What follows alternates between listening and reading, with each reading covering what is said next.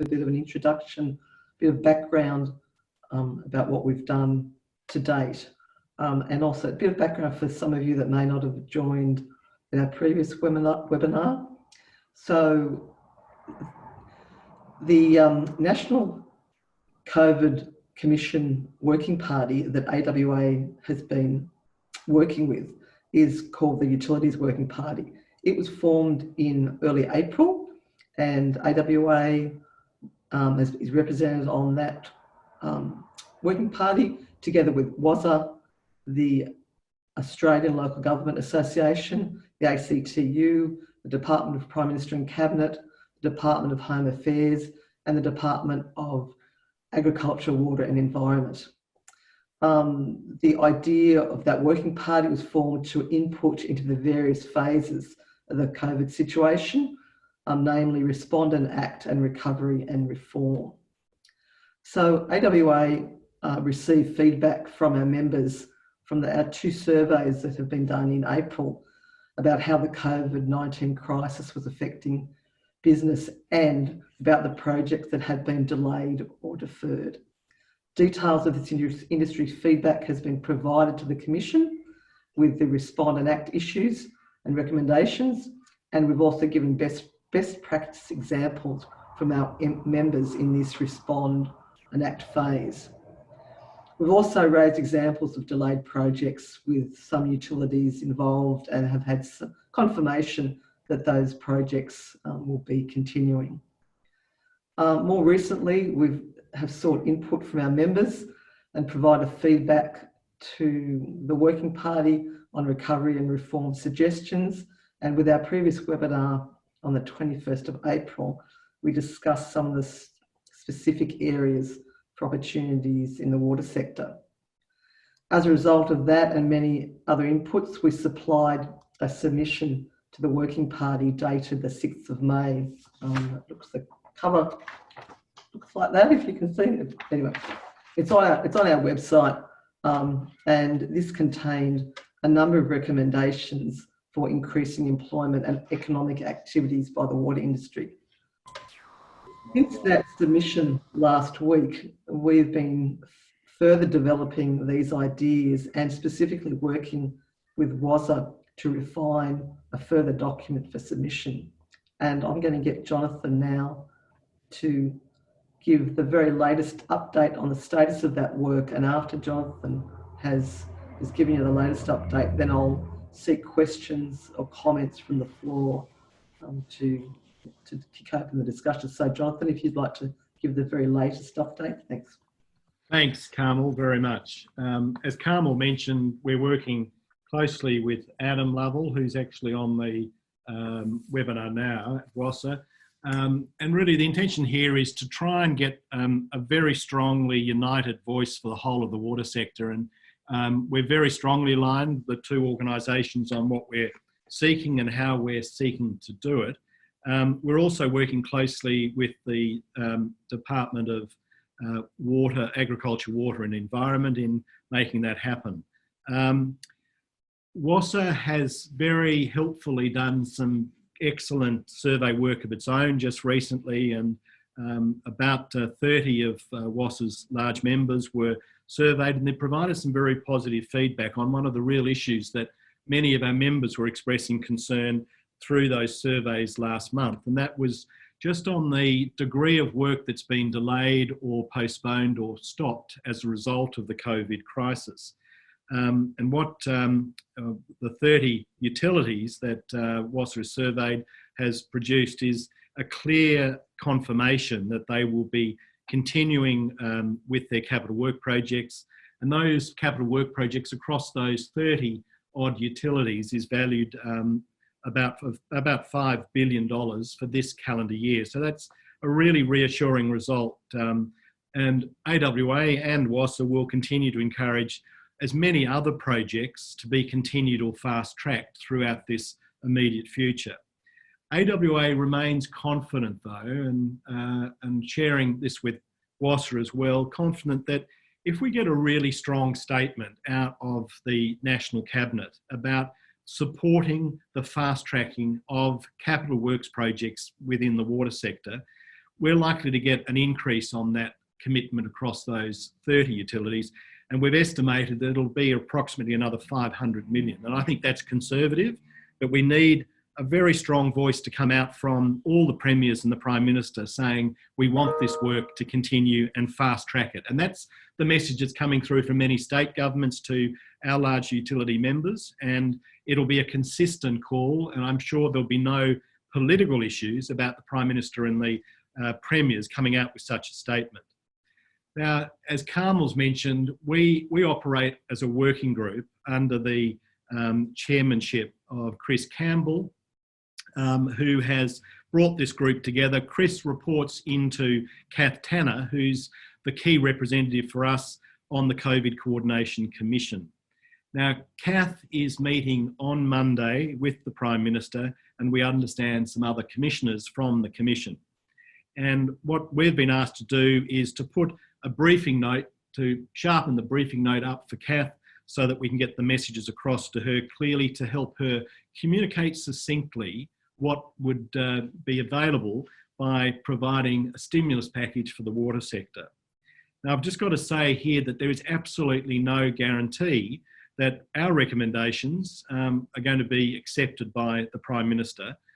He and his cabinet, you can understand, are receiving many different submissions on how to re-kick the economy after the COVID-19 restrictions are eased.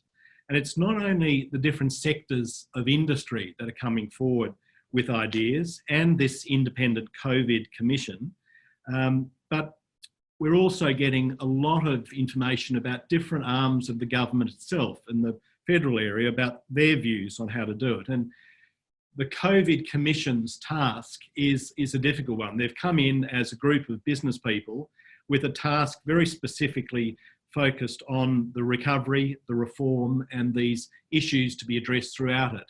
But they're coming in many circumstances over the top of the usual channels of advice and support that the Prime Minister's office might get from federal or Commonwealth government departments. So you can imagine there might be a little bit of tension between some of those players, and we're not sure how much clout the Commission will have with the National Cabinet and with the Prime Minister. We're hopeful that there's some really good clout that we're using to fast track. So what we've put forward here is some recommendations to basically create a stimulus to transform regional and urban water management. And we're pinning this on the support and the empathy that we know all state governments and the Commonwealth government has, particularly over our regional areas that have suffered so badly through the drought and through the bushfires. It's still a very strong political issue, and there are many parts, particularly New South Wales and Queensland, that are under drought conditions with real difficulties of the supply of water. So what we're looking at is what we've recommended is a stimulus package for the water industry that focuses on the investment in our regional water utilities and water recycling in both regional and urban areas to provide an opportunity to really transform and modernise how we manage water while stimulating immediate economic activity and employment. So we haven't gone into a great deal of detail in terms of trying to position the value of it. There are lots of ways you can value what we've put into the package, but in essence, what we've asked for is a 3-step stimulus. And step 1 is that National Cabinet produce a statement prioritising the fast tracking of approved capital works in the water sector. And we're valuing those conservatively at about 5.5 billion. We think it's probably somewhere between 5 and 7 billion that would be spent, and that money comes from state governments. So the state governments, if they honour all of that and they continue with it with our good messages that we're getting from WAS's large members, it seems to be on track. We are hopeful that any of the issues that some of our members have been experienced about delayed projects have been addressed. We have intervened ourselves as AWA and spoken to utilities where we've had projects identified, and they've been responded to back to us and to the companies involved to say they are continuing and things are back on track. Step 2 and step 3 are the more controversial ones. We're actually seeking a regional water fund of 2 billion to transform what we do in regional water management. And step 3 is a a larger fund of $4 billion to provide water security around water recycling projects in both regional and urban areas. Now, we're in a very fast-moving environment in Canberra for a range of different political reasons, but we are hearing just very recently that the government may have very limited appetite to actually go out and spend enormous chunks of money on a stimulus package. So we need to preface what we're discussing here with that reality. I think the reality of them having to extend the job keepers is right in front of them, and we're losing currently about $4 billion a week on the situation with the close down of COVID. So they're desperately trying to open up the economy, but we need to say there probably will be limited appetite. But our establishment of a regional water fund, it's not a silver bullet, it's not a panacea, it's a kickstart, and that's what it's designed to be, a kickstart of a 12-month program where we invite competitive tenders to do one of four things. Build in or upgrade regional water assets, and that's really to help us face up and address the public health issues that are being experienced potentially across so many parts of regional and regional New South Wales and Queensland in particular, but certainly other states as well. So we're looking at getting projects that could include pipe leakage, upgrade of water treatment plants, investment in new recycling plants, recreational water projects, and some water quality testing in regional areas with water monitoring technology. Secondly, we're looking at installing regional digital technology to really transform the way our regional utilities are able to manage and monitor the data that needs to be acquired and needs to be analysed. We're also putting a real emphasis on installing staff and training for regional utilities, and this is the biggest capacity shortfall that we're facing at the moment. We really need to get these regional utilities better resourced. And we've added a fourth one, which is to build and upgrade water assets in remote and Indigenous communities, really to provide sustainable water services for these remote communities. When we look at step 3, which is the $4 billion Water Security Fund, it's to fund those regional and urban projects that will improve livability, health and environmental outcomes by fit-for-purpose water or stormwater recycling to provide additional access to water that can be used for a range of purposes, but particularly want to highlight the recreational space and infrastructure to improve the livability of regional and metropolitan areas.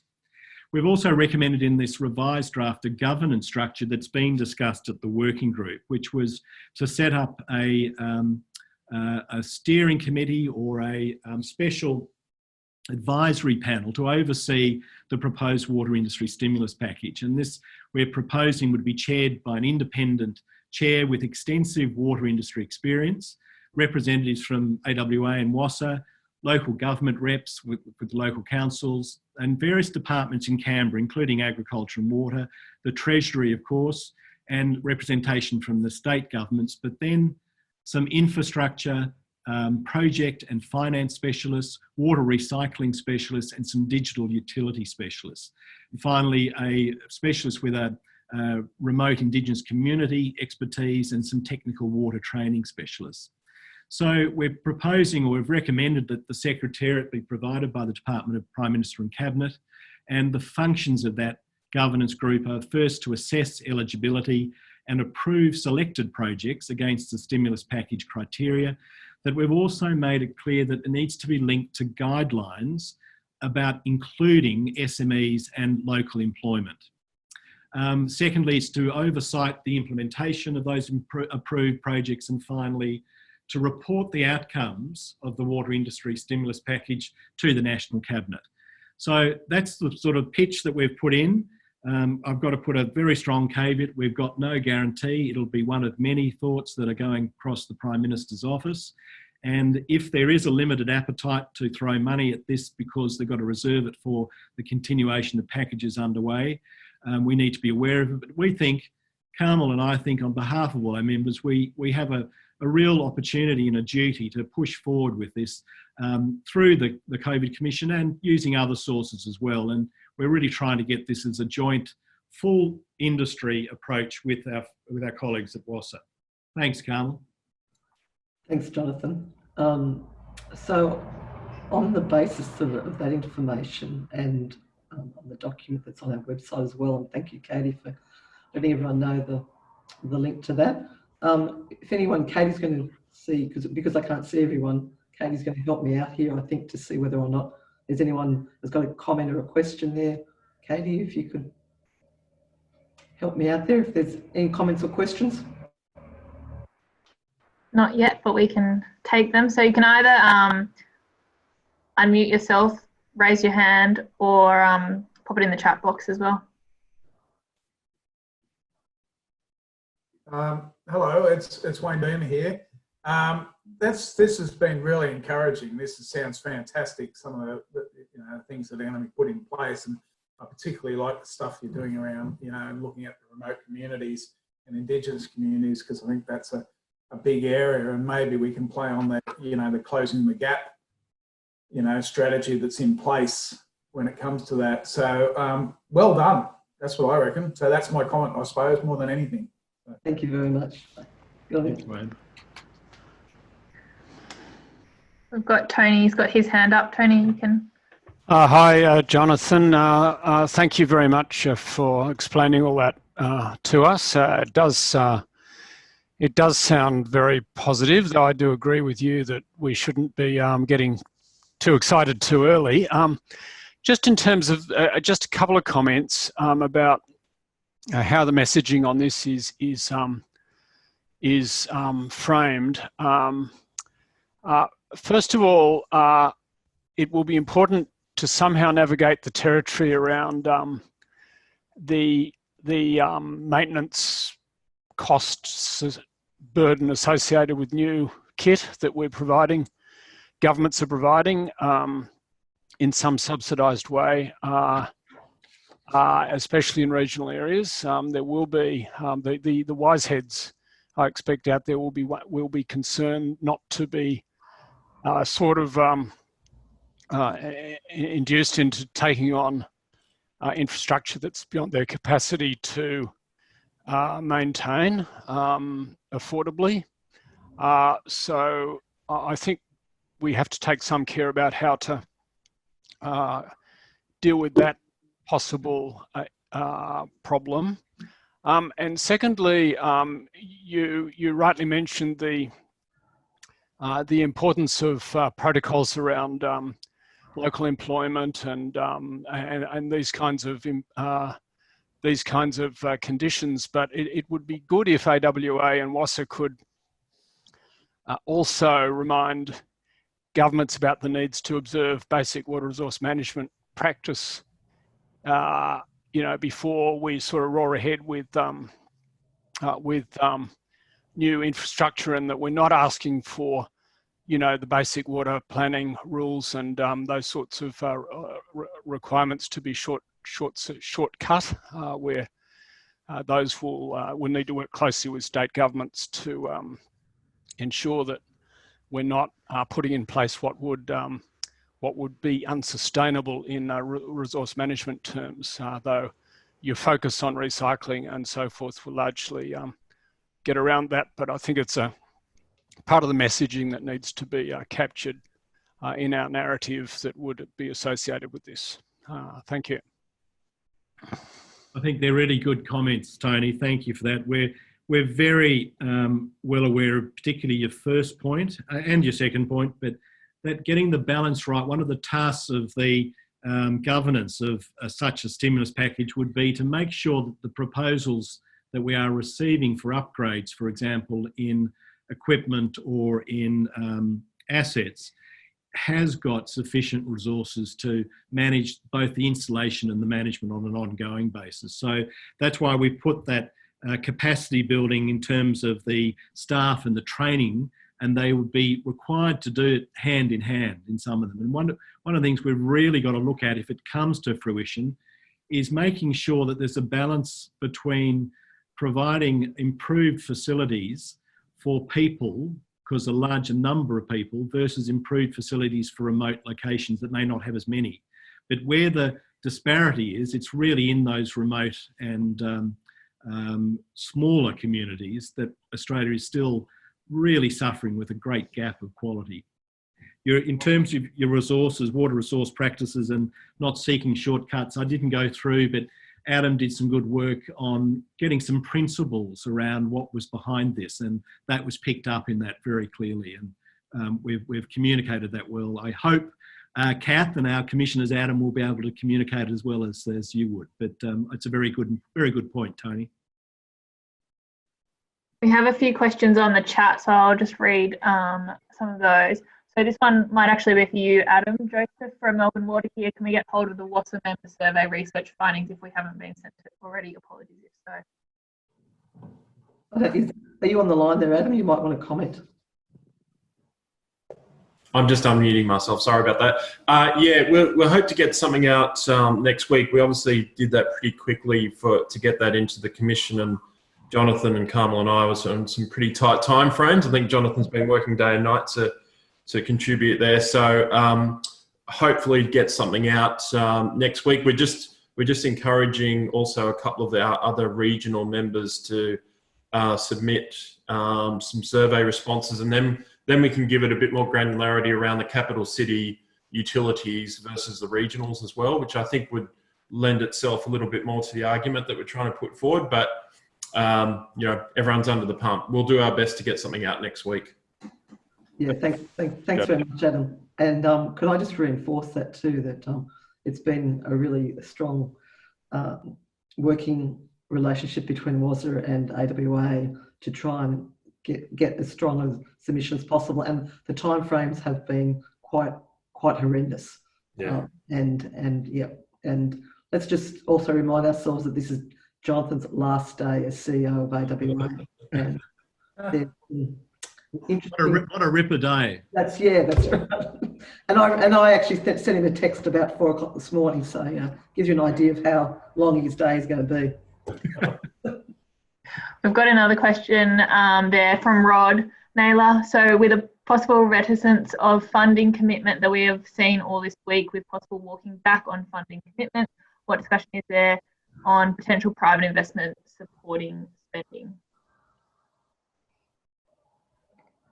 Do you want to have a crack, Carmel, or do you want me to? I guess we haven't had that discussion in any depth at all, Rod. Certainly that's something that we've is in the back of our minds, but at the moment we haven't got down to any nitty gritty on that at all. That our brief up until now has really been to be feeding into the commission's workings and really feeding into what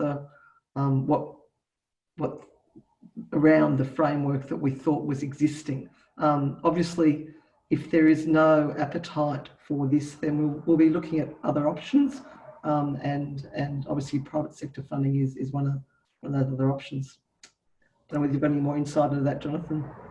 I think it covers it well. I think if we don't get any of this off the ground, if we get a blanket no, I really think it is an opportunity, Rod, for the water industry itself to get into a bit more of a huddle and say, well, what kind of things can we promote and actually start to pick up the bat and ball and take it to our own cricket pitch and see what we can get, to support regional. And I think that there's a lot of support from anecdotally, Carmel and I are hearing from a lot of the large consulting and construction companies that really understand the struggles out there in regional Australia, and they understand the imperative. So it'd be a really nice one to pursue. But at the moment, we're just looking at some government funding. There was another question regarding the recommendations report, which I think Kirsty has replied to, that our document is available on WaterSource. That was from Chris. So Chris, I hope you can get that document. That's the first, just to clarify, that's the first document, the first submission we put into the working group. This combined work document that Adam and I and Carmel are working on will continue into next week, I suspect, and we'll hopefully have a joint statement going out from both of us with that in due course. There was another question from Rod Naylor regarding the expected time frame or spending profile by months, years of your proposed funds. Well, Rod, not at that point in time to actually give it a timetable that this is a first step, and but this was really we were targeting a 12-month period to say this is what we need over the next 12 months. It was very clear to us that we would not be looking at a 5-year time frame, for example, for major reform that's going to take a long time. This was about trying to get a 12-month window to say, let's try and hit this as hard and quickly and fast as we can while retaining all the issues that Tony mentioned earlier on about sustainability. However, as an industry, we also recognise that a lot of the work has been done to get a lot of background projects ready, and I'm not going to use the word shovel ready, but certainly projects that are in the pipeline. And particularly given the fact that as an industry, we are now coming out of a major drought and significant bushfires in many areas. There is a lot of work that has already been done, and our whole premise was we don't need to reinvent the wheel here to start with. We actually can use a lot of what we've got, change perhaps the way we look at it, and really give a good 12 months time frame.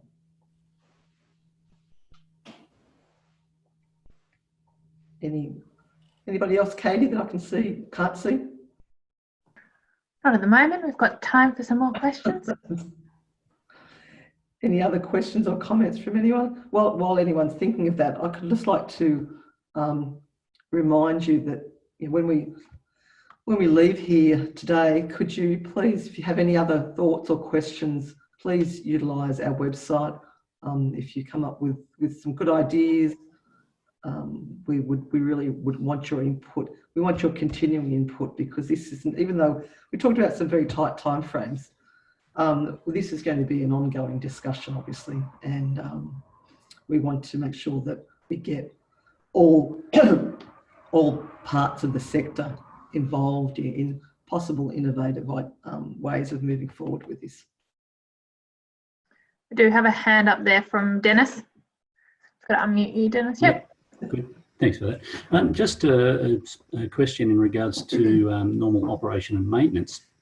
Is there any concern about reduced revenue for the water authorities and councils based on obviously what's going on? People possibly not being able to pay water and sewer rates, which would normally cover a lot of their normal operations and maintenance, and is some of this intended to address some of that reduced income for the water authorities? Do you want me to go? Yeah, you can. Yeah. Look, we are hearing some issues around that, Dennis, and if we're able to get this package up, it certainly would address it head on. But it goes back to one of Tony's point. The bigger problem I think we've got with the regions is just getting the resources to manage and implement the actual projects, which we're very confident the industry can come in and actually really help. But there are a few of those issues. Adam might have a few extra comments on this from the utilities I'll pass to in a second. But there are also some other, financing issues as finance is being moved from state governments to other areas. But at the moment, we're very confident, and the finance that's been allocated to these capital works will remain in place. But obviously, it's different for local councils. Adam, you got any feedback on that as well? Yeah, sure. I mean, we've got a board committee that's watching this closely, and particularly liquidity of residential and non-residential customers. We haven't seen anything yet, but we don't expect anything to really start filtering through till this month. It's a bit like the unemployment figures from yesterday. So, and granted that most utilities still on quarterly payment schedules for their customers, it probably won't be actually for a couple of months before we see it actually start to filter through. It's a real issue. We've seen the damage in the US and the UK. We don't expect it to be as bad as here, but we are expecting issues. I think the difficulty is also, on the other side of this, of course, you've got states running their own sort of stimulus type programs, of which we don't have much visibility what they look like, but we do know, well, I know across the WASA members that many of them have been asked by their states to provide projects up as well. So that's that's sort of coming into the fray, and that will look differently because the states are looking at sort of a whole of infrastructure type approach. So we're going for water here, and very strongly through to water because that's the remit we've been given. But you know, there are other, just to be aware, there are other processes that play at a state level, which will come into it, and we just don't really have strong visibility of what that looks like. Yeah, that's a good point, Adam. And could I just take that point as well, that we did make the point, each of us at the start of the working party discussions, was that water is a complex issue because of the jurisdictional requirements of each state, and you know, so that's certainly been part of our discussion and part of our submission, and part of our discussions have been to say this is an opportunity because you have a national cabinet at the moment. This is an opportunity to feed these messages up through the national cabinet so that the premiers and heads of territories can take that back through their systems as well, but to try and get a consistent message as well. Yeah. There's another question from Rod Naylor. That has the possibility of industry reforms being brought into the conversation as a means for implementation as a potential condition for the commitment? I'm sure Jonathan will love that. That makes me laugh, that one. So Jonathan, I'm sure you'd love to answer that. Oh, thanks. Look, it has, Rod, it has been brought up, and we're getting mixed messages though. I think the immediate issue for the National Cabinet is to come out of this COVID crisis and to try and re-kick the economy and employment. There are some good arguments you could link to more structural reform across the sector. If the government proceeds with major economic reforms as to how funds are raised and shared between the Commonwealth and the states, and you might see that coming further down. But we know the federal government is keen to try and kickstart this reform process. But I think it's very dangerous to try and use what we would say is sort of a 5-minute grab to try and put across the table to Cabinet major structural reforms when they're really focused on restarting the economy and getting employment back. Yeah. Can I just add, just on top of what Jonathan says? I mean, we've been flying very much in the dark here, and without being too much of an apologist for all of us, but we've given a lot of information of how they had anything back. So we're really flying here in the dark. We don't know, for instance, as Jonathan introduced with, we don't know if this stimulus package, if there is a pot of gold at the end of the rainbow, don't even know if it exists, how much is in it. We're just putting our best foot forward on behalf of the industry. But I think, Rod, it's a really good question. And if you think particularly, you know, just thinking out loud with the major utilities anyway, the capital city utilities, you know, the cost of money is so cheap. So there's, you know, we're better looking at the regulatory regime that exists for most of the water utilities that currently stand, which is quite restrictive, and saying, well, if you were to bring forward projects, to fast track projects for livability purposes, or something that mightn't have made the cut for a capital program, well, let's have a look at the regulatory settings and then allow those utilities to go to their treasuries and borrow money at a cheap rate, rather than trying to organise a low interest loan through another government department. So I think there's a whole range of different reform options. It doesn't have to be just cash grants or sort of co-investment loans. And I think the other thing is, you know, between the AWA and WASA and other organisations, you know, the other reform program that will be going on this year is the Productivity Commission Triennial Assessment. There's a National Water Reform Group at state government level, which is still going. So we've actually, COVID-19 has actually given us as an industry sector collectively the opportunity here to really, really quickly sharpen our views about what those reform options look like for the future. And those messages can be common across all of these reform pathways. Thanks, Adam. Bill, do you want to talk about innovation? I noticed that Lee has asked about innovation and the innovation methods in the submission. Sorry, what was the question about it? It's just said you mentioned Lee Foster to us. You mentioned innovation. How are you planning to recommend innovative methods in your submission? Oh, well, the innovation really comes in the submission around attracting proposals, particularly from the SMEs, Lee, so that there's so much innovation that's been done there on the SME levels.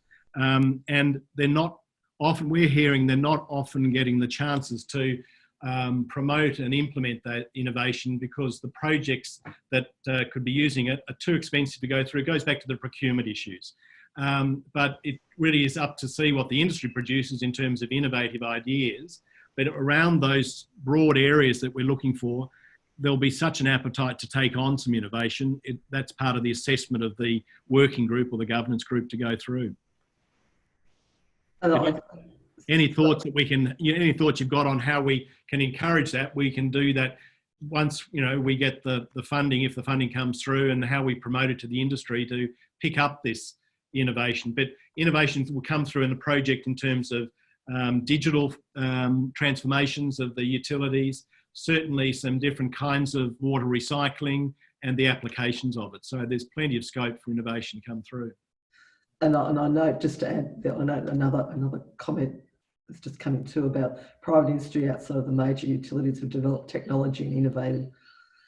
Other major utilities engaging private businesses, and certainly a lot of the feedback that we have given through our submission is, Jonathan went into a little bit of specifics about if there was an oversight committee, and we have certainly made the push that the private sector, not just with SMEs, but in particular SMEs, the private sector has a big part to play in this.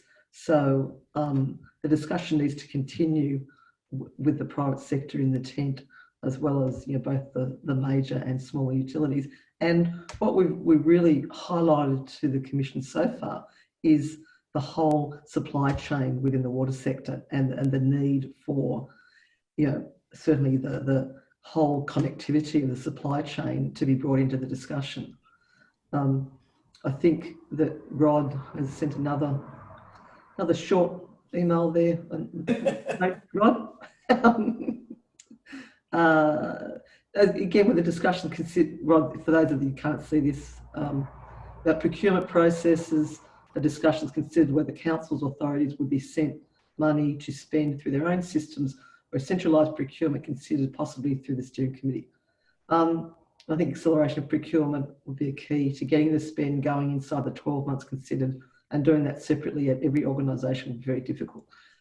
Agreed, and that's where we are, why we're suggesting a bit of a different model here. And again, can I be really clear to say that we've tried to balance up between giving a high level submission and not going into too much detail as well.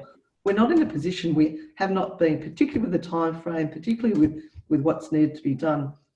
We've tried to collate a lot of the information that we've been gleaning from our members and from WAS's members to try and put forth some ideas. So don't think that we have any of this nailed down to any extent whatsoever. So we're still hoping that we will get some movement out of the National Cabinet, and we expect that we will be able to input further ideas as this comes to fruition as well. That's why I also encourage you all to keep putting information onto our website, questions, comments, suggestions, so that we can, and even if we don't get back to you, each of you personally within a day or a week, or please believe that we're collating all that information and we are submitting that all through these channels. Garth, sorry, with a private message, so I won't share that one. Anyone else? I think Tony's there. Yeah, have another go. Just thank you, Carmel, for those comments. Look, I think, there are a couple of sort of basic messages about the sector which would be good to, which I expect you've fully captured in your advice, but are really important for the Commission to hear. And two people in the Commission are very important here too. One is the Secretariat Head, Peter Harris, former former head of the Productivity Commission, who is extremely reform-oriented person, and will be very much looking for submissions that understand the importance of reform for unlocking efficiency and innovation, and our own Malcolm Thompson, deputy to Peter. Peter and Malcolm have worked together. Malcolm has deep water industry experience and knowledge, including from way back when he was deputy CEO of the Water Reform Commission, the Water Commission, and so inside the Commission, not as commissioners, but as very influential people, we have people with a deep understanding of the importance of keeping reform on the table, and so I think there's two really important messages to embody. One is that one is a trust message. That is that the water industry can be trusted to do things right for Australian citizens, and we have a great track record of keeping the community safe and serviced. And this epidemic has shown how fundamentally important that is for the safety of society as a whole. So that issue about trust is really important. The other issue is we are also a very open to innovation sector.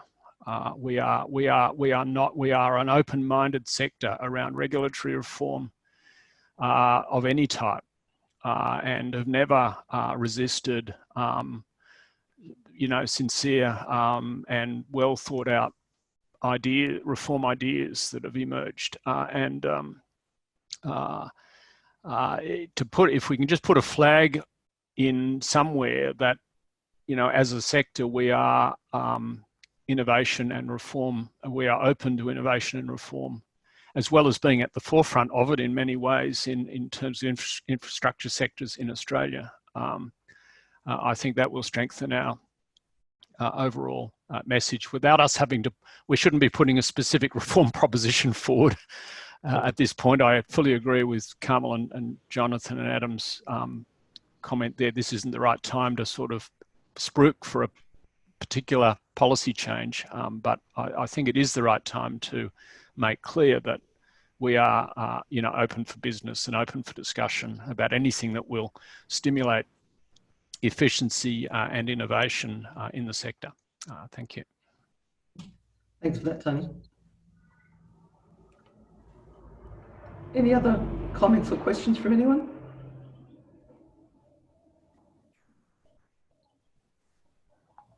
Anyone I'm not seeing, Katie? No, I think that's all good. Garth would like to have a quick comment at the end. There he is. Okay. If there's no other questions or comments, I know that Garth Walter from WA was going to have a bit of a... Yeah, so thank you very much for the time. Jonathan, thanks a lot for the work you've been doing in the background on this. I also understand, I'm guessing today with the code in some of the emails and messages that have come out, that this might be your last day formally in the role with AWA. So as part of this, I'd like to say thank you very much for all of the effort you've been through over the years. I've really enjoyed when I was on the board spending time with you, and I've always found the way that you've pulled people together in the foreground and the background to actually really make a big difference to the water industry across Australia. So thank you very much. Good luck with all of the with your new endeavours, and I look forward to keeping in contact. And thank you very much, Jonathan, especially for the hard work you've done towards the end. So thanks. Thank you, Garth, very much. I'll come and see you in the West. Sounds good. Sounds good. You just have to isolate for a couple of weeks. Very good. So thank you, everyone. Unless there's any sort of last minute question or comment, thanks again for your time. We will be keeping you up to date as this progresses. And thank you once again. And once again, could I just please remind you that if you've got anything to say, please put it on our special area in the AWA website. And yeah, thank you all yet again. With Garth, can everyone unmute and applaud Jonathan? What a good idea.